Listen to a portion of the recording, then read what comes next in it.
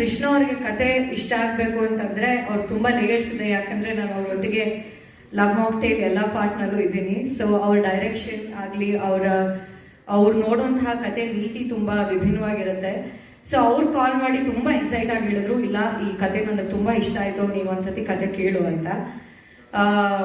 ಅದನ್ನೇ ಹಾಗೆ ಸಜೆಸ್ಟ್ ಮಾಡಿ ನನಗೆ ಕತೆ ಕೇಳಿದಾಗ ನನಗೆ ಫಸ್ಟ್ ಇಂದ ಲಾಸ್ಟ್ ತನಕನೂ ತುಂಬಾ ಗ್ರಿಪಿನ್ ಅಂತ ಅನಿಸ್ತು. ಇವತ್ತು ನಮ್ಮ ಡೈರೆಕ್ಟರ್ ಸ್ಟೇಜ್ ಮೇಲೆ ಮಾತಾಡಲಿಲ್ಲ ಅಷ್ಟು, ಬಟ್ ಡೆಫಿನೆಟ್ಲಿ ಸಿನಿಮಾ ರಿಲೀಸ್ ಆದಾಗ ಅವ್ರ ಕೆಲಸ ಸಿನಿಮಾದ ಮೂಲಕ ಖಂಡಿತ ತುಂಬಾ ದೊಡ್ಡ ಸದ್ದು ಮಾಡುತ್ತೆ ಅನ್ನೋ ಒಂದು ನಂಬಿಕೆ ನನಗಿದೆ. ಆ್ಯಂಡ್ ನಮ್ಮ ಮ್ಯೂಸಿಕ್ ಡೈರೆಕ್ಟರ್ ನಕುಲ್ ಅಭ್ಯಂಕರ್ ಅವರು ಆಲ್ರೆಡಿ ಲವ್ ಮಾಕ್ಟೇಲ್ ಅಲ್ಲಿ ತುಂಬಾ ಒಳ್ಳೆ ಮ್ಯೂಸಿಕ್ ಕೊಟ್ಟಿದ್ದಾರೆ. ಆ್ಯಂಡ್ ನಮ್ಮ ಸಿನಿಮಾಗೂ ಅದೇ ಇಮೋಷನಲ್ ಮ್ಯೂಸಿಕ್ ತುಂಬಾ ಕನೆಕ್ಟ್ ಆಗುತ್ತೆ. ತುಂಬಾ ಜನಕ್ಕೆ ಯೂಶಲಿ ನನ್ನ ಫಾದರ್ ಮಾಡಿದಾಗ ನೀವು ಮದರ ಏನ್ ಮಾಡ್ತಾ ಇದ್ದೀರಾ, ಯಾವ ಕ್ಯಾರೆಕ್ಟರ್ ಮಾಡ್ತಾ ಇದ್ದೀರಾ, ಹೇಗಿದೆ ಪಾತ್ರ ಅಂತೆಲ್ಲ ಅಂತ ಇದ್ರು. ನಾನು ತುಂಬಾ ಹೆಮ್ಮೆಯಿಂದ ತುಂಬಾ ಇಷ್ಟಪಟ್ಟು ಮಾಡುವಂತಹ ಪಾತ್ರ ಇದು. ಆ್ಯಂಡ್ ಡೆಫಿನೆಟ್ಲಿ ಈ ವರ್ಷ ಇದು ಒಳ್ಳೆ ಸ್ಟಾರ್ಟ್ ಆಗಲಿ. ಆ್ಯಂಡ್ ಈ ಸಿನಿಮಾಯಿಂದ ನಾನು ಹಂಗೆ ಹಲ್ಕಾಡೋರು ಕೂಡ ಮಾಡ್ತಾ ಇದ್ದೀವಿ. ನಮ್ಮ ನಿರ್ಮಾಪಕರು ಇಲ್ಲಿದ್ದಾರೆ.